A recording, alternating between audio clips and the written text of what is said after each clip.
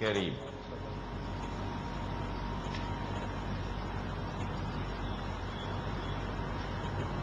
We will attempt to address this subject not in the form of a lecture, but I will constantly be asking questions, so the closer you are to me, the more you're in the firing line. And also invite your comments as we go along. That's because we do not have permission to have a public lecture tonight, but we do not need any permission from anyone to have a dars.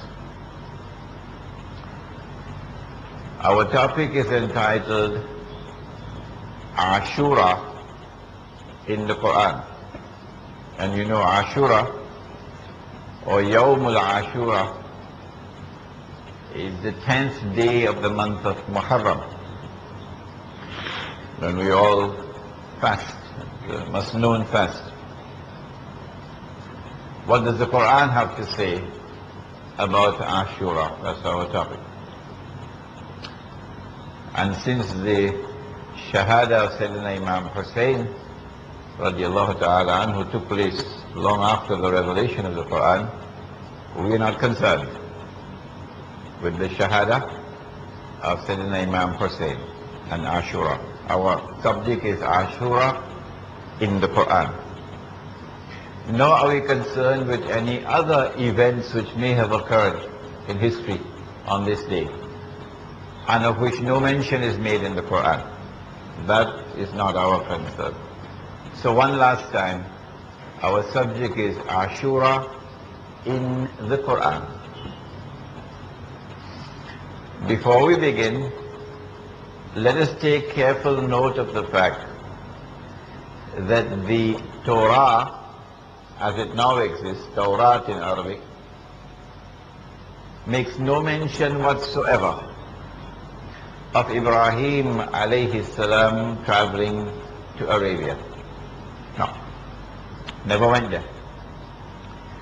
Makes no mention of the baby Ismail alayhi salam being taken to Arabia, and that the trial of the sacrifice took place in Arabia. According to the Torah, it was not Ismail alayhi salam, it was Ishaq, and the trial took place in Jerusalem, Palestine. According to the Torah, when the mother of Ismail alayhi salam, Hajar or Hagar, when she and the baby were taken away, they were taken away in Palestine, not to Arabia. No. According to the Torah, Ibrahim alayhi salam never built any house of Allah in Arabia. According to the Torah, Ibrahim alayhi salam never established the Hajj to that holy house. And therefore the Arabs have nothing to do, have no link whatsoever with the religion of Ibrahim alayhi salam. Nothing in the Torah to declare such. Now let us examine the authenticity of that Torah. Aisha radiallahu ta'ala anha said, hadith of Sahih Muslim I believe, that the Arabs used to fast on the day of Ashura before Islam, and that the Prophet alayhi salatu wasalam used to fast with them on that day.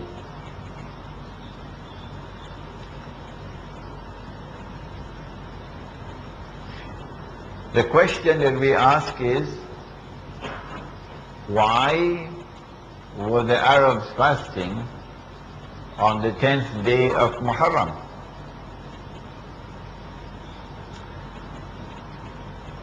The second thing that we notice is that although the Torah declares that the trial of the sacrifice took place in Palestine, and the child of the sacrifice was Ishaq alayhi salam. The Arabs for thousands of years have not only been fasting on the day of Ashura, but they've also been performing the Hajj, in which there is also the Qurbani, and sacrificing an animal to commemorate the sacrifice of their father Ibrahim alayhi salam. How do we explain this? And thirdly, the Torah declares, up to this day you can still find it, that Allah subhanahu wa ta'ala commanded Ibrahim alayhi salam to circumcise.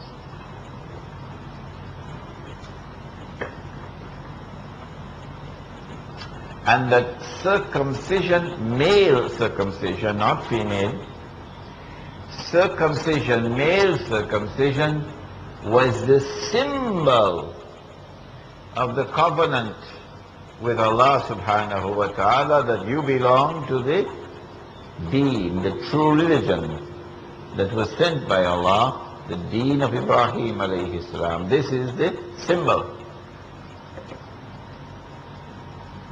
Yet apart from the Jews, the only people on the face of the earth who have practiced male circumcision for thousands of years as a religious obligation are the Arabs. Our question is, how do you explain this? Our answer is, it cannot be explained so long as you hold on to that Torah as the truth. The only way it can be explained is if you are prepared to accept that the Torah was rewritten and all the references in the Torah to Ibrahim alayhi salam going to Arabia and establishing the religion in Arabia were all removed. The Quran confirms that he went to Arabia.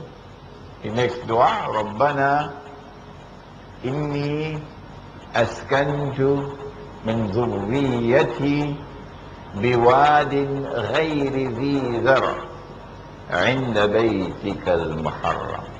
So Allah, I have left part of my family in that barren valley where nothing grows in Arabia.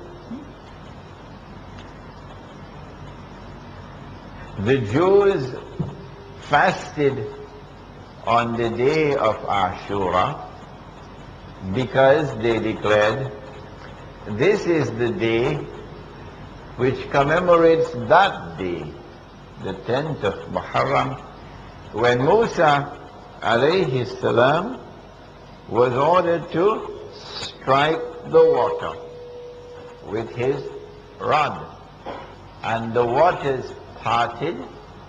وَإِذْ فَرَقْنَا بِكُمُ الْبَحْرِ, and then Banu Israel crossed to safety, فَأَنْجَيْنَاكُمْ, and then when Fir'aun and his army attempted to cross, وَأَغْرَقْنَا آلَ فِرْعَوْنَ, and the destruction of Fir'aun and his army occurred before the eyes of Banu Israel. وَأَنْتُمْ تَنْظُرُونَ. This is the reason why they fasted on this day. And the reason why the Arabs were fasting on this day, even while the Arabs were worshipping idols, was because this was a part of the religion of Ibrahim which had survived. The reason why they were sacrificing an animal for thousands of years, even when the Jews are not doing it, and even while they are worshipping idols, is because this is a part of the religion of Ibrahim which had survived. The reason why they were circumcising, Abu Lahab was circumcised, Abu Jahl was circumcised, Hmm? The reason why they were circumcising, male circumcision, and no other people on the face of the earth were doing it other than the Jews, was because this was a part of the religion of Ibrahim alayhi salam, which had survived. And so the evidence is there on the ground in history that you changed the Torah. Having said that, now let us turn to Ashura in the Quran. And Ashura will be the event of the parting of the sea for Musa alayhi salam.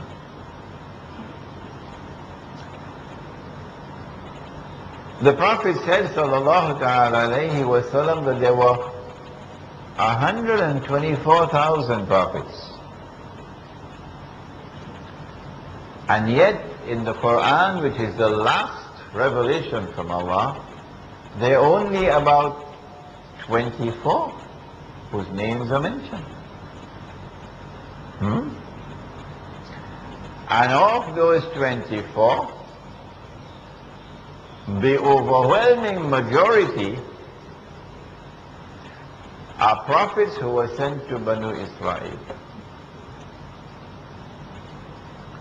My question is, why has Allah done this?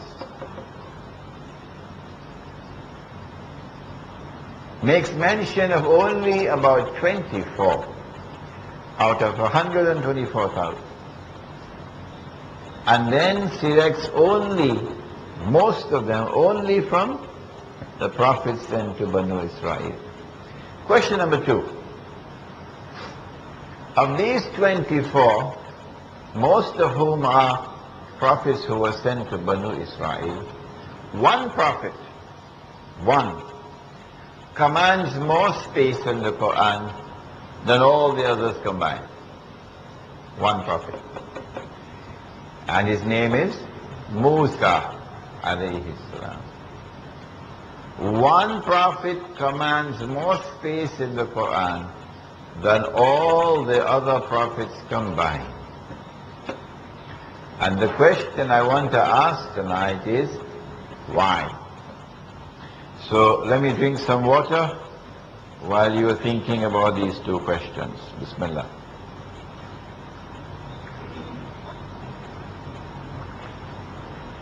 Okay, since Raus is in front of me, you get a chance to be the first to answer. Muhammad, you next.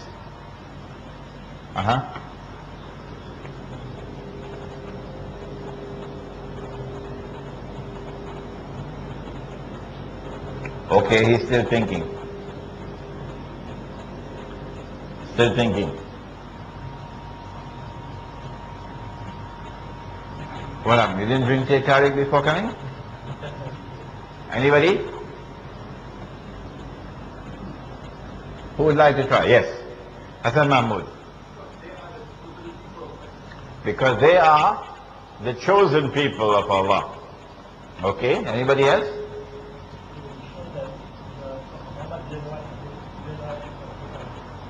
This is evidence that Prophet Muhammad ﷺ himself did not produce the Quran.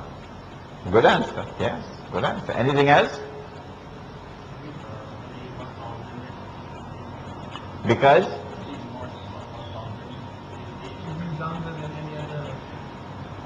No. Musa ﷺ did not live 1,000 years.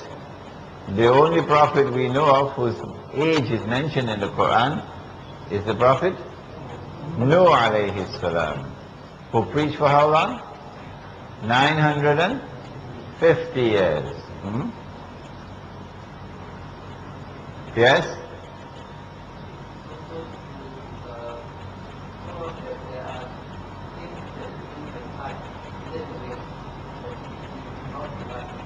That in the process of narrating the story of Musa alayhi salam and of other prophets of Banu Israel, the Quran exposes fraudulent statements made in the Torah. That's true. Anything else? Why? Why has Allah subhanahu wa ta'ala selected most of the prophets from Banu Israel to make mention in the Quran? And why has Allah subhanahu wa ta'ala selected one of those prophets, the main prophet sent to Banu Israel, Musa alayhi salam, to command more attention in the Quran than all the other prophets combined? Why?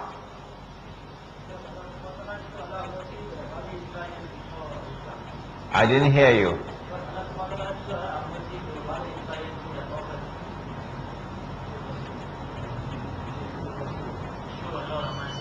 Oh, he showed a lot of mercy to Banu Israel. Anybody else? To give warnings.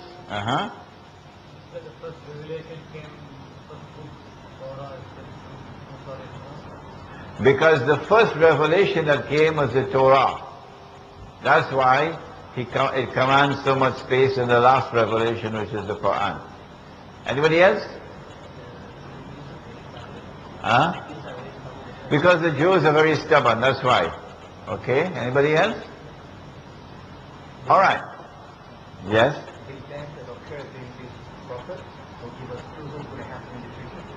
MashaAllah, MashaAllah, MashaAllah. The events which occurred in the lives of these prophets, and in particular the life of Musa alayhi salam, will help us to understand events which are to occur in the rest of history. A very, very perceptive comment, MashaAllah. The reason why, Wallahu alam, and Allah knows best, the reason why the Quran has concentrated on these prophets is because the life of these prophets are central to the understanding of the one true religion which Allah sent. That one true religion did not come with Muhammad alayhi salatu wasalam for the first time. Islam did not come with Muhammad alayhi salatu wasalam. No. Islam came long before Muhammad alayhi salatu wasalam. Secondly, that in understanding true religion from the stories of these prophets, true religion, you will be able to decipher and separate the true from the false in the years which lie ahead after the revelation of the Quran. But most important of all, that in concentrating on the life of Musa alayhi salam and the events which occurred in his life, you will have a grasp, the capacity to grasp and to understand history as it will unfold after the revelation of the Quran. And so if you want to understand the world after the revelation of the Quran, you have to study the history of the prophets of Banu Israel mentioned in the Quran. And if you want to study the historical process and understand it, and in particular the end of history, the end of history, the events which will occur in the last age, you will have to pay special attention to a prophet named Musa alayhi salam, his story in the Quran. Wallahu a'lam.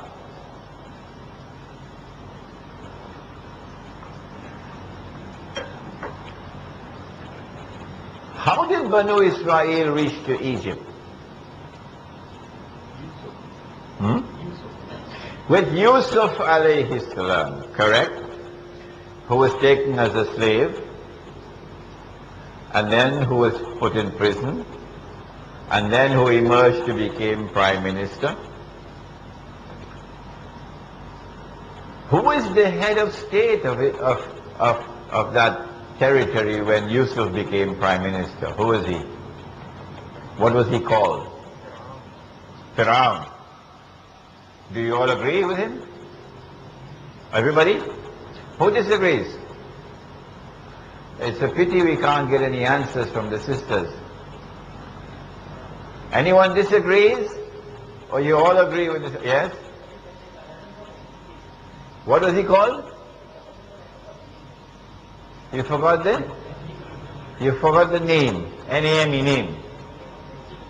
The name of the? The name of the? K-I-N-G. King. So you're not saying a pharaoh. You're saying he was a king. Correct answer. Answer is correct. The Quran does not mention that the ruler was a pharaoh. There were many pharaohs. But rather the Quran mentions that they were kings. Kings. And so when Yusuf alayhi salam goes to Egypt, we have to look for that period of history when there were kings in Egypt, not pharaohs. When we do that, we find the pharaohs are all Egyptian. But there was a period of time when a non-Egyptian people, called the Hyksos, they invaded Egypt, and they were able to conquer and colonize part of Egypt, not the whole of Egypt. Part of Egypt from the Red Sea to the River Nile, which is known as the Eastern Delta. Not the airline, eh? Eastern Delta. Delta, because when the River Nile overflows its banks, then this entire area gets the rich silt, and so it becomes very fertile for agriculture. It becomes the breadbasket. Huh? So this is the Eastern Delta from the Red Sea to the River Nile, and it is this area which is colonized, occupied and colonized by a non-Egyptian people called the Hyksos. And they were known as kings, not pharaohs.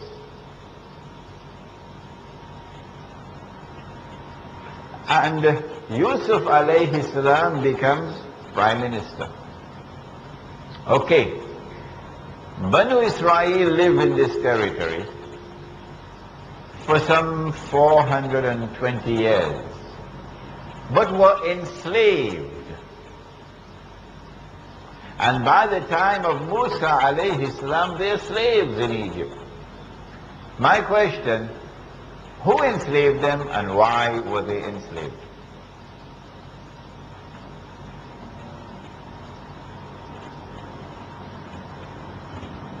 Don't look so worried. Either you know the answer, you don't know it. Yes. They were enslaved as punishment. Punishment for what?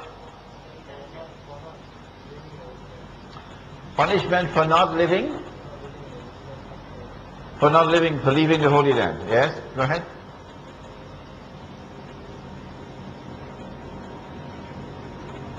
Why were Banu Israel enslaved in Egypt?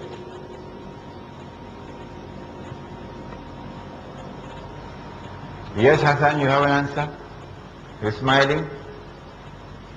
Yes? Come on. Because they are migrants from outside. Anybody else?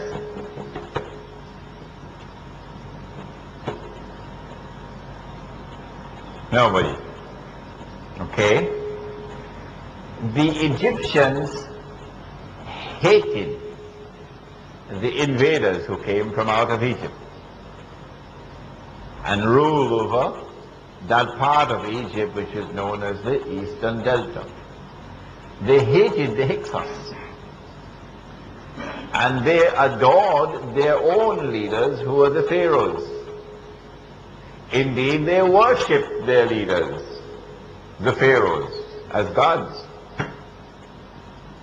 And so when the pharaohs finally succeeded in defeating the Hyksos and driving them back out of Egypt, Banu Israel, who had a privileged position under the Hyksos, they lived in a privileged position.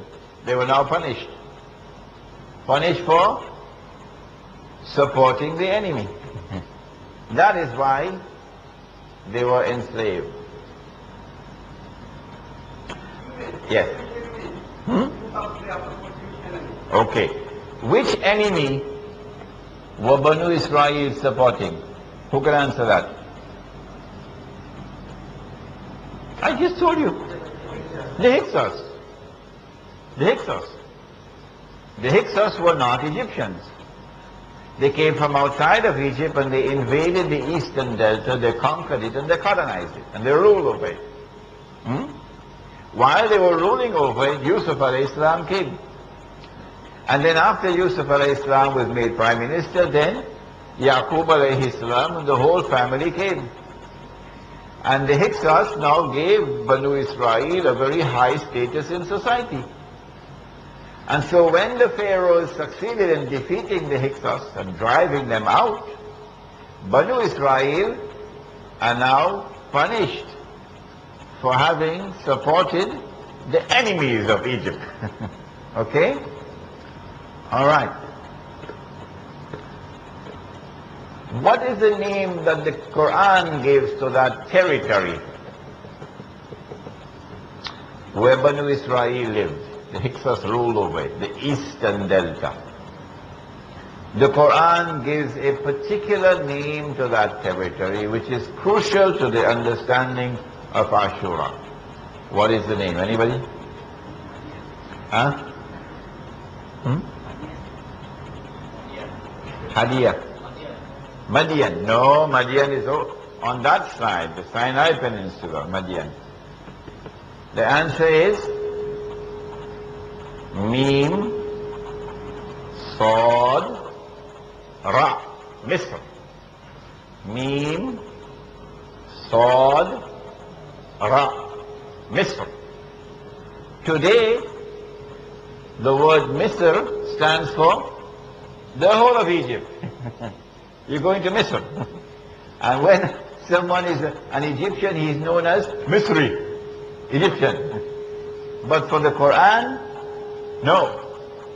Misr is only that part of Egypt over which the Hyksos ruled and which is now known as the Eastern Delta.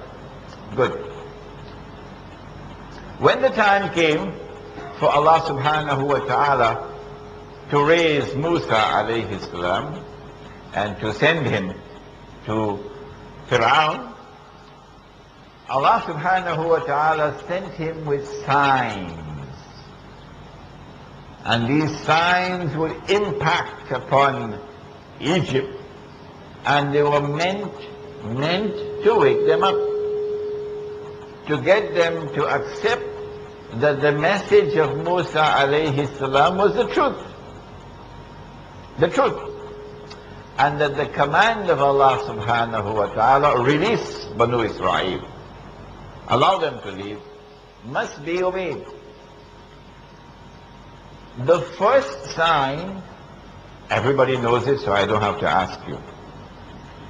Take your rod and throw it on the ground, Musa alayhi salam, and it will become a snake. All right.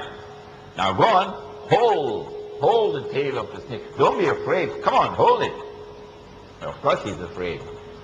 But when he holds it, then the snake becomes a rod. A rod, not another snake. It's a rod. That was sign number one. How many signs were there in all? Anybody? 2. Who said 9? 9. How many signs were there in all? The Quran mentions how many signs in all? Come on. We have 2 answers.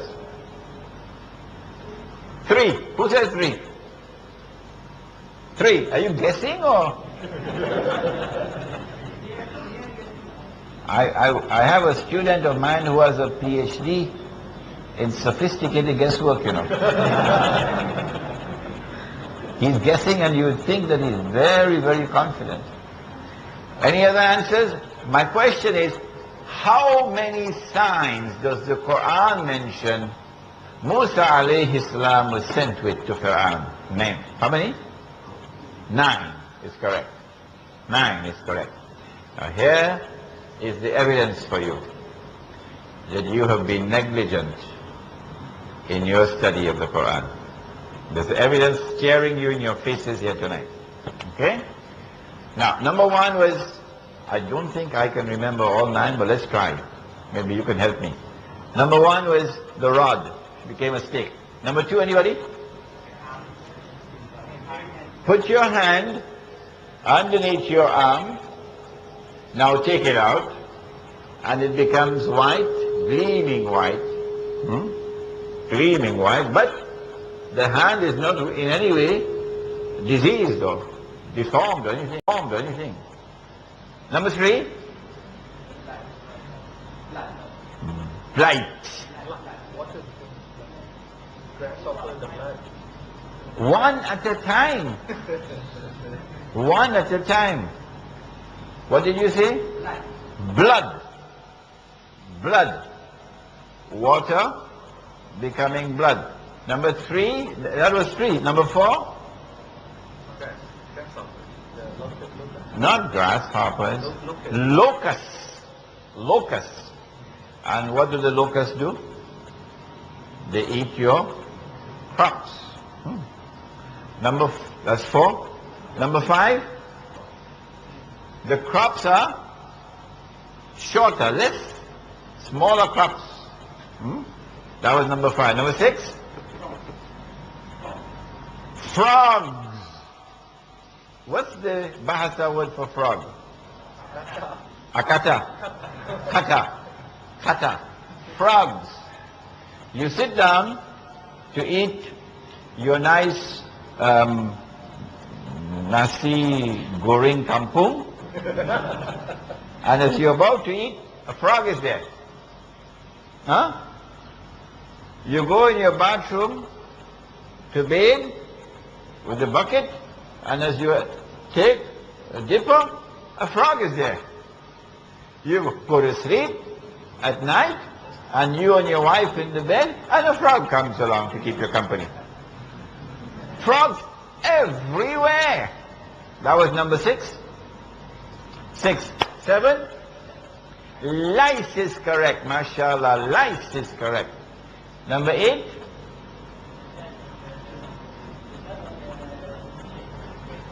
The death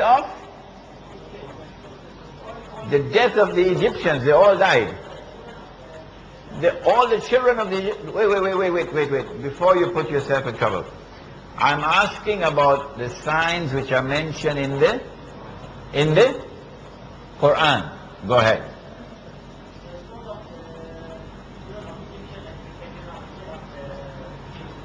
Can you find that for me in the Quran?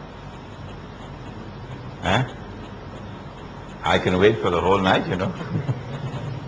I don't think you'll find that in the Quran. What is this called by the Jews? He's saying that one of the signs was that the angels came on a particular night and they took the life of the firstborn of every home. But Banu Israel were ordered to sacrifice the lamb and take the blood and put the blood on their front door. So when the angel came and they saw the blood on the front door, now the angel would know. These are pretty dumb angels, then the angel will know this is the home of Banu Israel, so the angel will pass over that home. And they call this the Passover. Passover. And for them this was one of the biggest of all signs. This one. Because the angels went and took the souls of the firstborn of all the Egyptians. But the firstborn of Banu Israel was spared because they had blood on their door. Is this in the Quran? Anybody? Anybody? Anybody? No, this is not in the Quran. This is pure fiction. Pure fiction. And is also insulting to Allah and His justice. An insult to the justice of Allah subhanahu wa ta'ala. To say that He did this. All of the angels, because angels have no will of their own. Angels do what Allah has commanded them to do. So we have 6 so far, or 7 so far? 7. The last one was? Lice, okay? Number 8? Rain, heavy rain. Heavy rain. Heavy rain? I told you it was the opposite. Drought. Drought. Drought, no rain. And then because there's no rain, and because there are locusts, there's also famine. I think these are the 9. But you can go back and check it up. In the Quran, in a number of surahs which deal with Musa alayhi salam and Banu Israel. Okay. Allah subhanahu wa ta'ala sends 9 signs to Banu Israel. Sorry, to Egypt, to the world, which has enslaved the believers, the Muslims. Remember, history will repeat itself.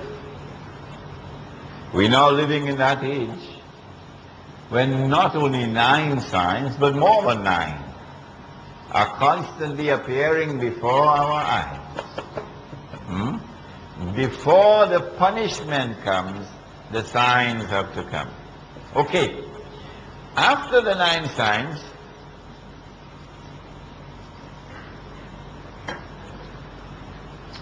and Pharaoh and his forces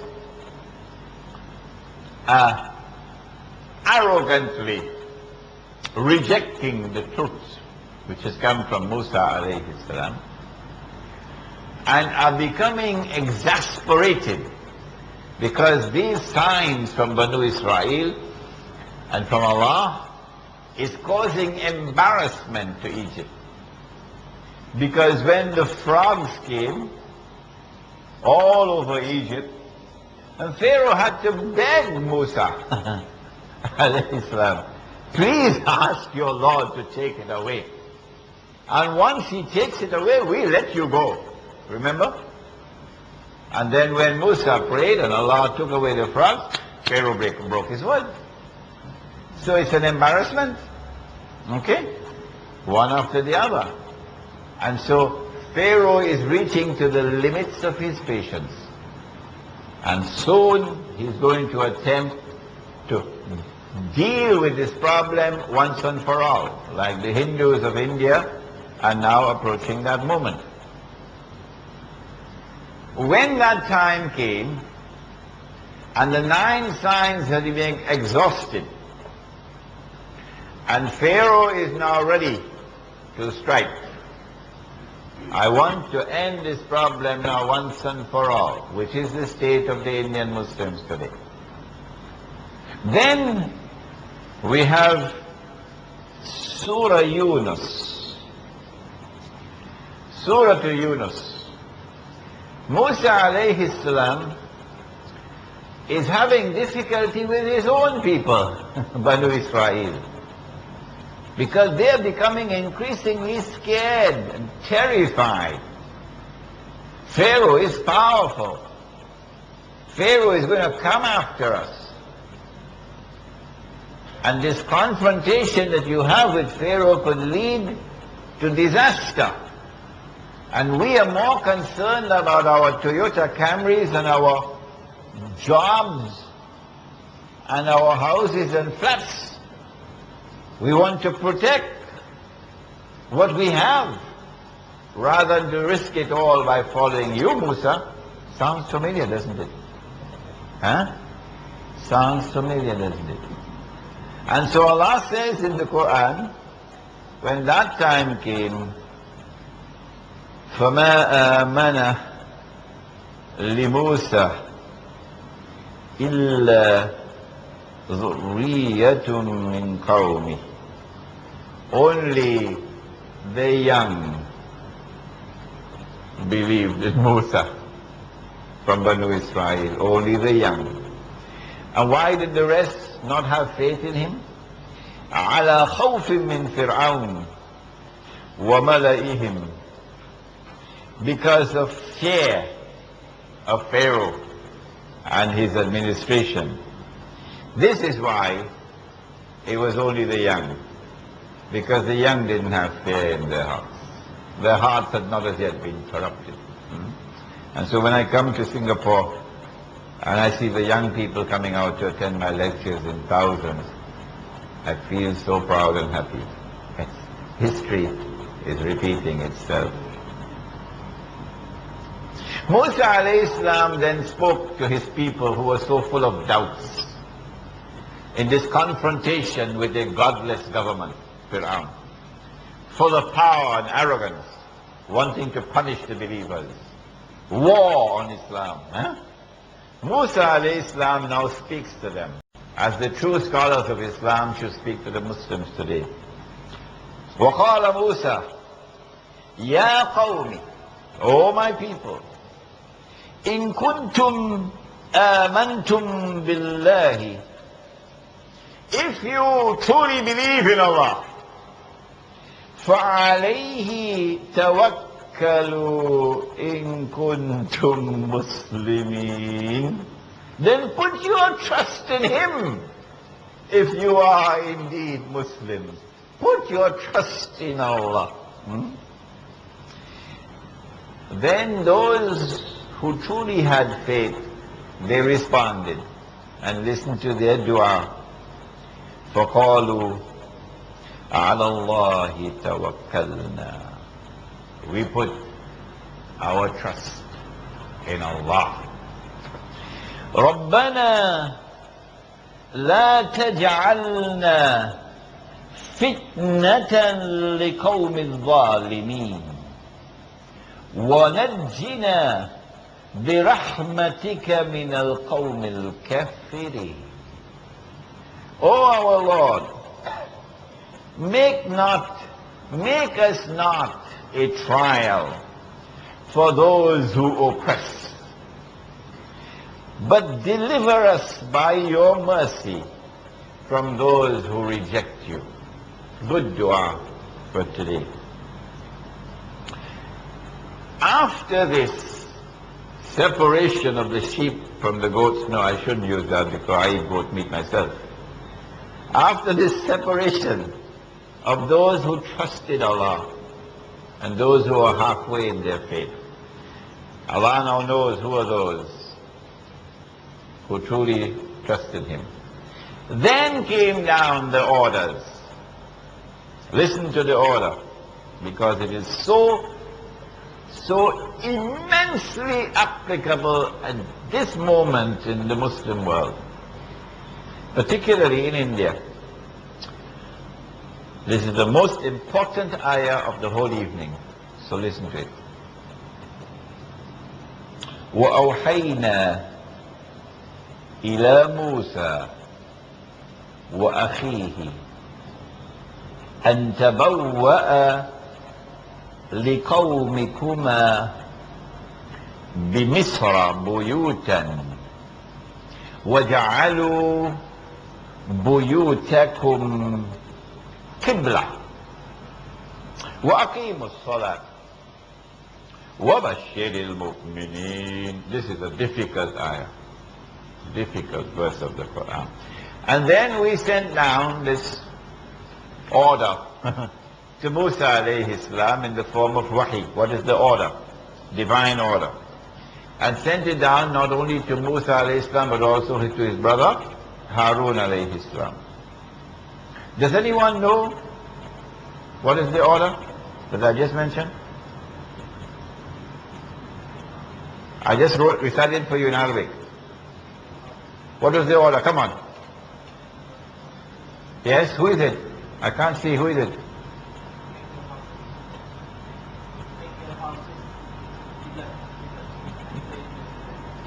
Make your houses your Qibla, meaning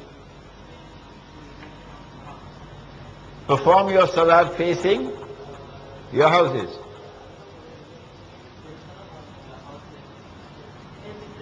Buyutan. Wait. You think about what you want to say, and I'll come back to you. Yeah, think about it. Because this is too important to make a mistake now. What order came down from Allah in this verse of the Quran I just recited? Let me repeat it, but I'm not translating it. وَأَوْحَيْنَا إِلَى مُوسَى وَقَوْمِهِ أَن تَبَوَّأَ بِقَوْمِكُمَا لِقَوْمِكُمَا بِمِصْرَ بُيُوتًا وَجَعَلُوا بُيُوتَكُمْ قِبْلَةً وَأَقِيمُوا الصَّلَاةَ وَبَشِّرِ الْمُؤْمِنِينَ. Yes. Not you, wait. Take your time. I want you to give me the correct answer. That's why I want you to think about it. What is Allah saying here? What is Allah saying here? Come on. You want more time to think? Go ahead. Anybody else? I just quoted the verse of the Quran for you. Okay, let's translate it. Okay? Let's translate it. And then you tell me. And then we sent down to Musa and to his brother Harun alayhi salam the order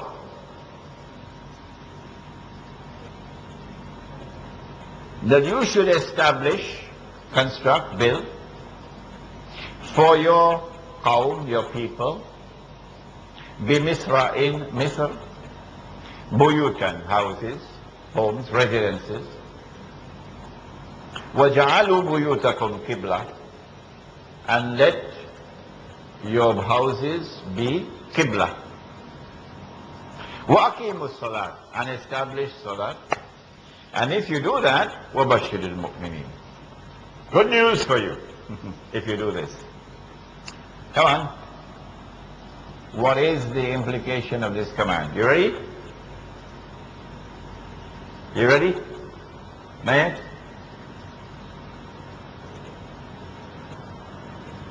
This is Surah to Yunus, and this is verse number 87, and I'm sure if the sisters had a chance, they would give me the correct answer. So you're lucky that the sisters can't speak. You're lucky. Who would like to try? What is the command from Allah in this verse of the Quran? You ready?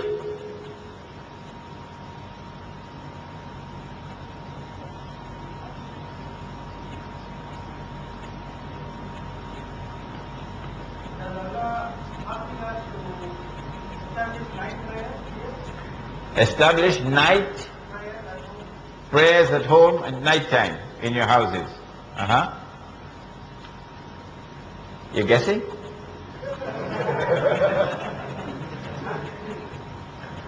Yes? What about you?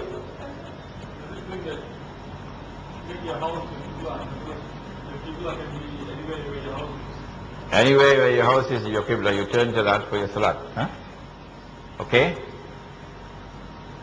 Congregate at the houses of the Muslims is strong inside. Congregate at the houses of the Muslims, wherever the Muslims live. Wherever they live, congregate there. Okay? Okay. You don't know the answer. Here is a verse of the Quran which I have translated for you. Maybe I can even translate it in Bahasa for you. But you cannot understand what the verse is saying. Pharaoh, at the time of Musa alayhi salam, is Ramesses II. And this Pharaoh is famous, as his predecessors and successors, famous in history for their grand building projects, building pyramids, building holy monuments and temples in Upper Egypt, building a whole city called Ramesses. All over Egypt, these huge construction were going on. In order to get the manpower to build the pyramids and to build all these temples and all these big statues, and in order to be able to finance it, Egypt needed slaves. So every time Egypt waged war, it was to go and bring slaves to Egypt. And when Egypt defeated, when the pharaohs defeated the Hyksos, one of the reasons why they enslaved Banu Israel was because not only to punish them, but also to get free labor, slave labor. And one of the reasons why Pharaoh did not want to release Banu Israel was because he needed the slave labor. The second reason, of course, was because of hatred in their hearts for the Hyksos and for a people who had found favor with the Hyksos. Fraternizing with our enemies, we will not forgive you. So Banu Israel are scattered all over Egypt, like the Muslims of India are scattered all over India. Same situation. And Allah subhanahu wa ta'ala is sending a message now that the leadership of the Indian Muslims should understand. Allah subhanahu wa ta'ala says to Musa and to his brother Harun, وَأَوْحَيْنَا إِلَى مُوسَى وَأَخِيهِ أَن تَبَوَّأَ لِقَوْمِكُمَا بِمِصْرَ بُيُوتًا. You must leave, your people must leave wherever they are in Egypt and go to Misr. Misr being the eastern delta, not the whole of Egypt. If you say Misr is the whole of Egypt, you cannot make any sense out of this verse of the Quran. So leave wherever you are and go to the eastern delta. Establish your residence there. And وَجَعَلُوا بُيُوتَكُمْ قِبْلَةً. And when you begin to establish your residence there, then all the rest of the people must move in that direction. Qibla meaning direction. Direction. Leave wherever you are and head in that direction where Musa and Harun alayhim as-salam have established their residence. This is for security. It is easy for Fir'aun to attack Banu Israel when they are scattered all over. It is easy for small numbers of armed Hindus to attack Muslims if they are scattered all over. But if you leave wherever you are and consolidate yourself in one area, and you choose an area which is most helpful for you, the eastern delta is strategically the most favorable area for Banu Israel. Why? Because if you have to escape from Egypt, this is the easiest place from which to escape to safety out of Egypt. You see? So go to those areas where you would have greater security and also strategically more favorable for an escape. But the leadership of the Indian Muslim community apparently have not understood this story of Musa alayhi salam and Ashura in the Quran. When this had taken place, now Fir'aun is getting grave. When he sees Banu Israel all leaving wherever they are and congregating here, the first suspicion he has is that maybe Musa alayhi salam is planning to enter into an alliance with hostile neighbors, get them to come and help him, and cause the eastern delta to secede. Secede. And then Musa alayhi salam will rule over Misr. It is because of this that Fir'aun now declares to his court and to his people, Alaysa li mulku Misr. Do I not have sovereignty over Misr? If we translate the word Misr here means the whole of Egypt, it has no meaning. No meaning, everybody knows. But if we translate the word Misr here to mean the eastern delta, now it has meaning. That he is afraid that Banu Israel concentrating in this area could have strategic implications for Egypt in terms of the territorial integrity of the state.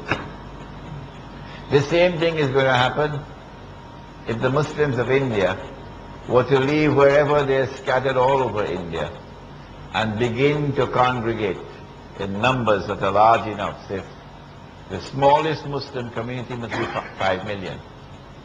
Nothing less than 5 million. If you're 5 million strong and consolidated, then when a gang of Hindus want to come, and not all Hindus want to attack Muslims, not all. When a gang of the militant Hindus want to come and attack you, they can't come with 1,000. Not to attack 5 million. Huh? They can't come with 50,000. They're going to have to come with an army. An army a few million strong. And then there would be the problem of public opinion. You see? So you would have greater security if you leave wherever you are and congregate in special areas. However, when you congregate in these special areas, you have to choose areas which are strategically favorable for you to make a retreat. So that if you congregate, for example, in the eastern Punjab, then you can make a dash over to Pakistan. But when you do that, then the Hindus and the Indian government would say, well, don't we have sovereignty over the whole of India? Looks as though these Muslims are attempting to break up India and get parts of India to secede from India. This is what Pharaoh is now worried about. The second thing that is affecting Pharaoh is that, hey, maybe that Musa alayhi salam is not planning to seize this territory. That's why he has all the Banu Israel here. Maybe the reason why they're here is because they want to run. They want to run. If they run and they're able to cross the Red Sea, then they will escape. And if we allow them to escape, if they succeed in escaping, not only will it be a big public humiliation for me and my government in the eyes of the Egyptian people, but secondly, and more dangerous, it will set a bad precedent for all the other slaves. See? So now Pharaoh responds to the command which has come from Allah and which has been enforced by Musa alayhi salam and Harun alayhi salam, and all of Banu Israel are now in Misr. Pharaoh responds, and he now plans to attack.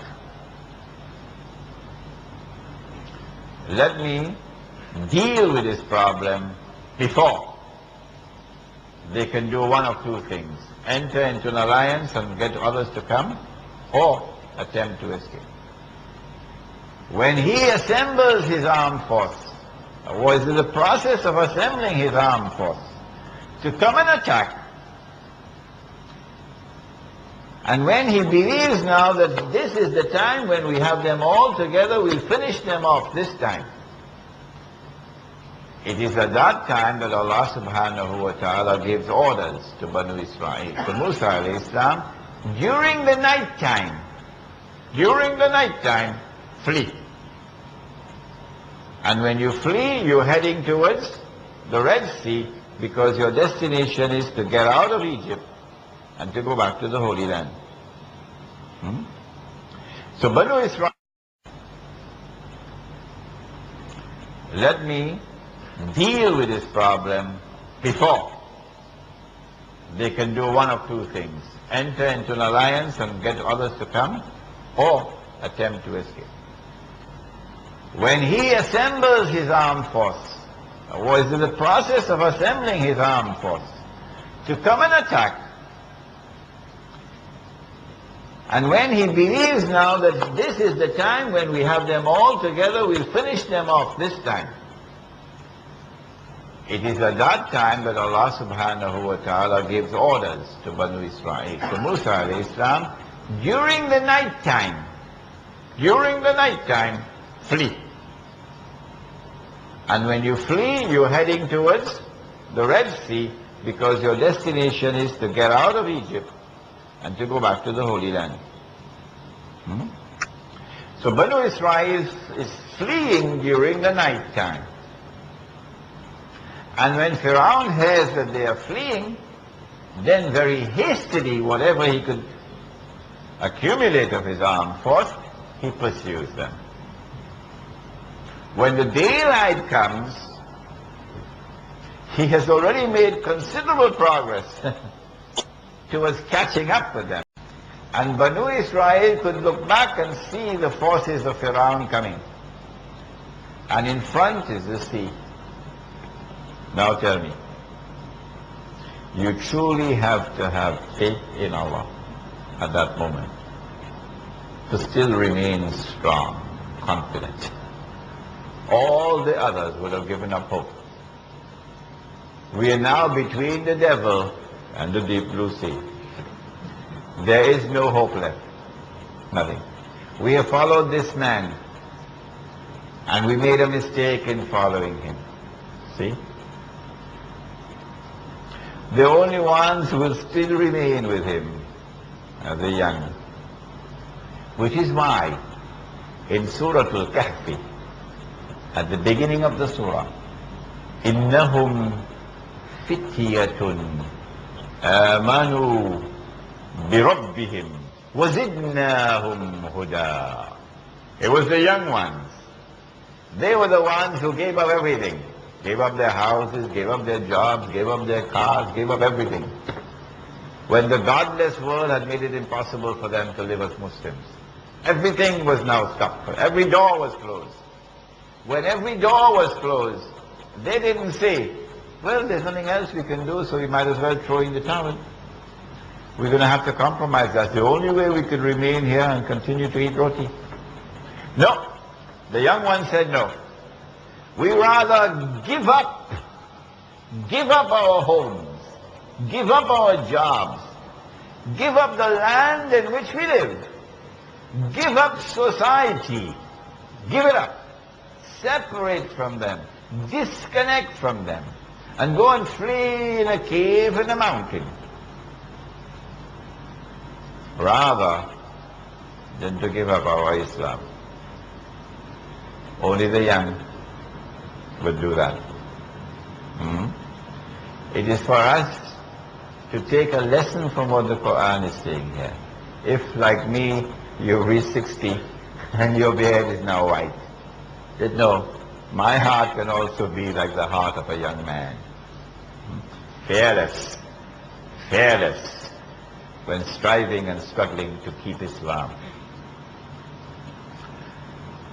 When the last moment came, and we have truly been tested, who are those who truly believe in this prophet? At the very last moment, when it appeared that there was no hope left, it is only then that Allah subhanahu wa ta'ala said to Musa alayhi salam, take your rod and strike the water. In the same way that Allah intervened and saved Banu Israel through this miracle and destroyed that powerful, arrogant, oppressive, godless world that was persecuting the Muslims through a divine miracle, so too will history end. Ashura is the story of how the story will end. That history is going to witness a repeat of that epic encounter between truth and falsehood. When Fir'aun was drowning underneath the water, Banu Israel have crossed, and they are now in Sinai. And Fir'aun and his army are now crossing, and the waters came down. Then Fir'aun, while he was drowning, same Surah Yunus tells us, while he was drowning, now the veils are removed from the eyes. And now he could see what otherwise he could not see. And he recognizes the truth of the message of Musa alayhi salam. So he declares, now I believe in the God that Banu Israel worship. And I am a Muslim. Okay? Now I'm a Muslim. In fact, this was the fulfillment of a dua. Listen to the dua that Musa alayhi salam made. And it is fulfilled now. Musa alayhi salam prayed, O Allah, you have indeed given to Pharaoh and to his government and his people, given them splendor, given them wealth in this life of the dunya. And you have done that, O Allah, in order to misguide them, mislead them. Your wealth is the source of your going to Jahannam. O Allah, I pray to you. Musa alayhi salam is praying. I pray to you, O Allah, to cause the wealth that they have to rotten them, to deface the features of their wealth, so that that wealth would cause them to become rotten, and send hardness into their hearts, O Allah, so that they will not believe until that moment comes when they see the fire. Only then they will believe.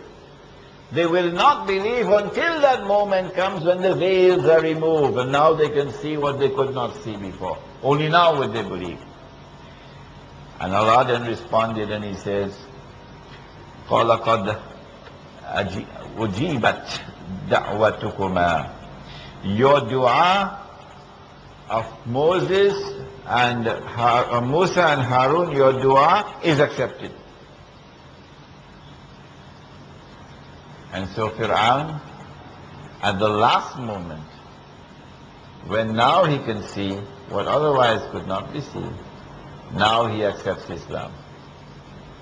But then Allah subhanahu wa ta'ala responded in the next ayah, and He says, Al-an, now Fir'aun, وَقَدْ عَصَيْتَ قَبْلُ, and before this you were in open rebellion, وَكُنْتَ مِنَ الْمُفْسِدِينَ, and you were committing fasad on the earth, corrupting the earth, oppressing the earth.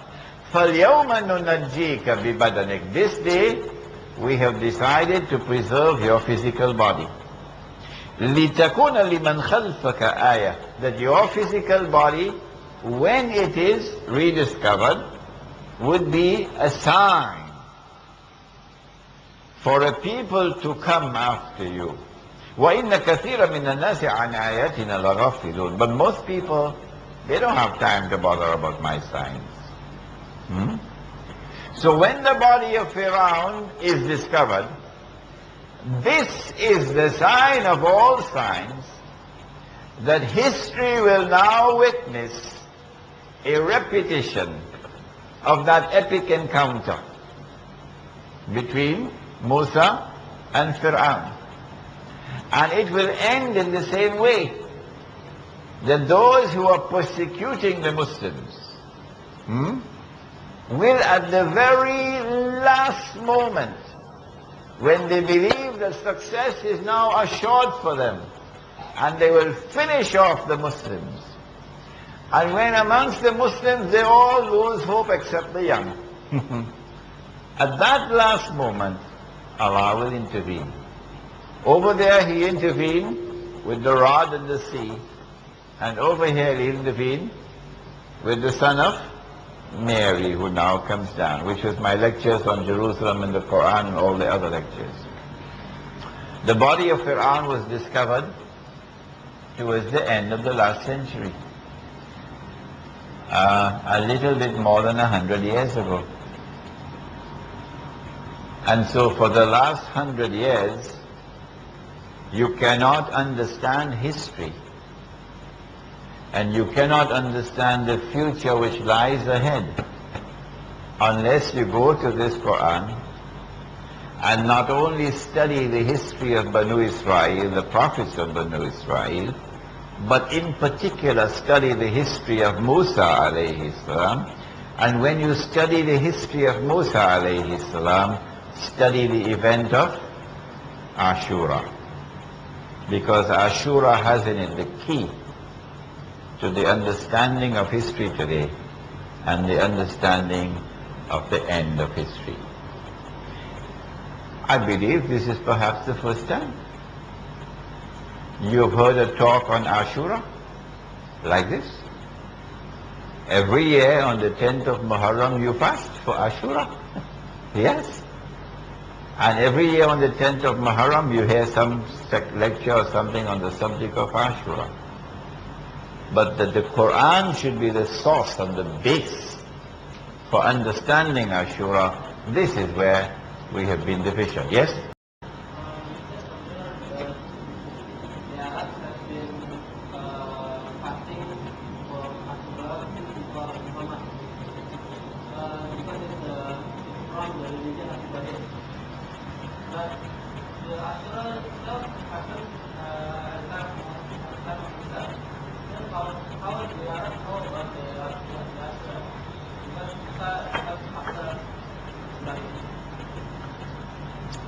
The Arabs, but the books of Sirah tell us that the Jews used to perform the Hajj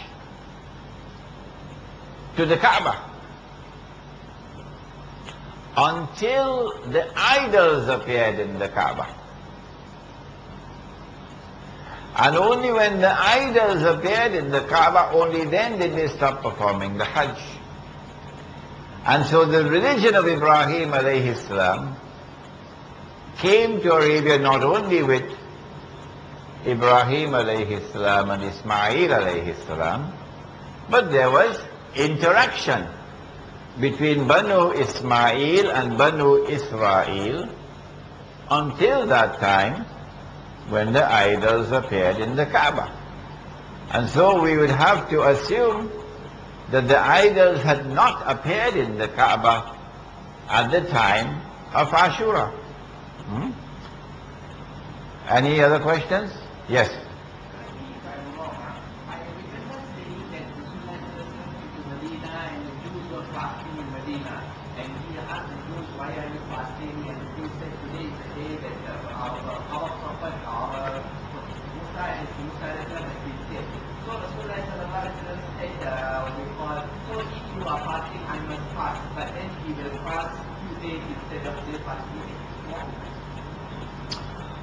The hadith is a good, important point you've made. That when the Prophet ﷺ arrived in Medina, remember the Arabs were already fasting on Ashura. But we do not know how they fasted. No. We do not know how they fasted. When they arrived in Medina, they found the Jews also fasting on this day. So they must have been surprised. We fasting, they fasting. But they were fasting according to a law of fasting which was quite different to them. And they didn't like it at all. What is it? From sunset to sunset, no food, no drink, and you had to stay away from your wives for the whole night. That was impossible for an Arab. Huh? Impossible for an Arab. But when the Prophet asked them, why are you fasting on this day? And they said, we are fasting on this day because Musa alayhi salam fasted on this day. And Musa alayhi salam fasted on this day because this is the commemoration of that day when we crossed the sea. He said, we have a better right to Musa than you, indicating that although the Arabs were fasting on Ashura, they did not know why they were fasting. That was lost. That was lost. Okay? And then he ordered the Muslims to fast with the Jews, not in accordance with the Arab law of fasting, but now in accordance with the Jewish law of fasting. And so, for the next 17 months in Medina, the Muslims fasted with the Jews on the days when they fasted, including Ashura, and in accordance with the Jewish law of fasting, which is still there in the Torah. And after 17 months, then Allah subhanahu wa ta'ala sent down the revelation in Shaban, the second Shaban, Kutiba alaykumus siyam. When that revelation came down, then Allah Ta'ala promulgated a new law of fasting. And in promulgating that new law of fasting, there's the evidence that we were fasting in accordance with the Jewish law of fasting. I think I quoted it last night or night before. This is in Surah Al-Baqarah, somewhere around verse number 159, 57. عَلِمَ اللَّهُ أَنَّكُمْ كُنْتُمْ تَخْتَانُونَ أَنفُسَكُمْ.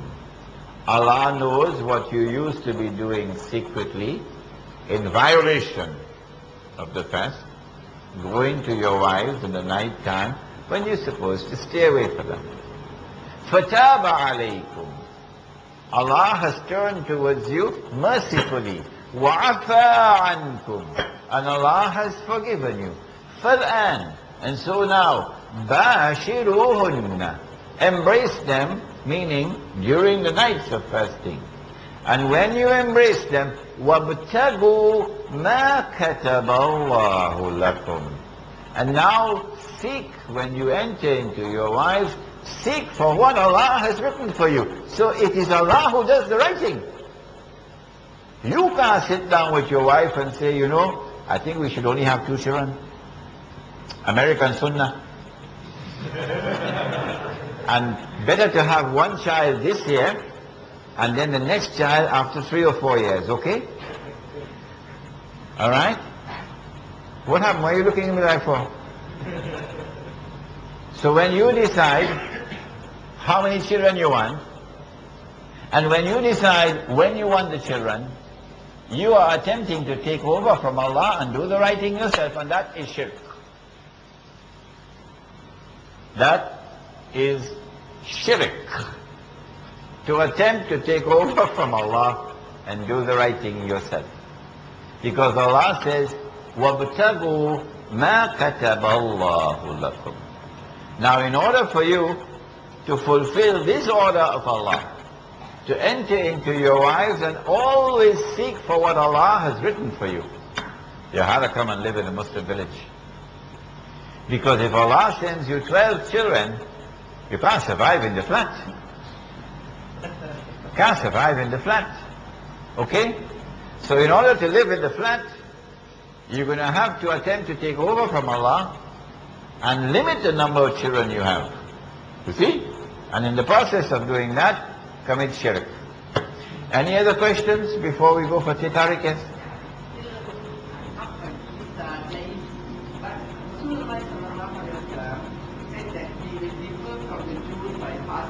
Okay, I didn't answer that. There is a curious hadith in Sahih Muslim. That's the only way I can explain it.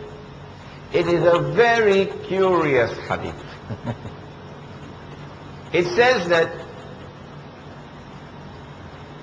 the believers came to the Prophet ﷺ and said, O Messenger of Allah, we are fasting on Ashura, 10th of Muharram, and they, the Jews and the Christians, are also fasting on Ashura, the 10th of Muharram. We should be different from them. And so the hadith says that the Prophet ﷺ responded and he said, if I were to live until the next Ashura, then we will fast on the 9th and the 10th. Then we will fast on the 9th and the 10th.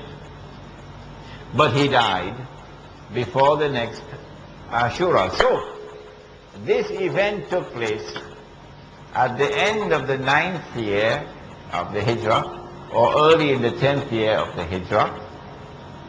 And so the companions waited for 9 years before they realized that we were fasting on the same day with the Jews.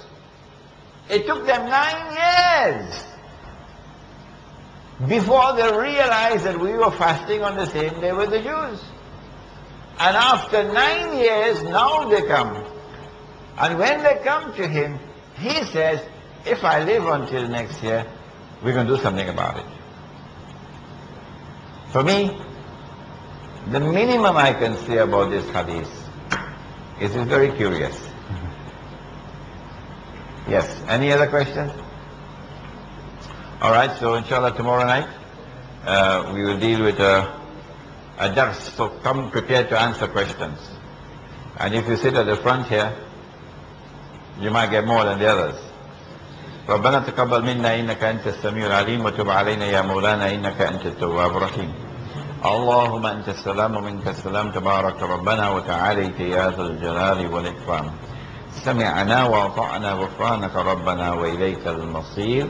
وصلى الله تعالى على خير خلقه محمد وعلى آله وعلى أصحابه أجمعين برحمتك يا أرحم الراحمين. Tomorrow night inshallah the prohibition of riba in the Quran and Sunnah.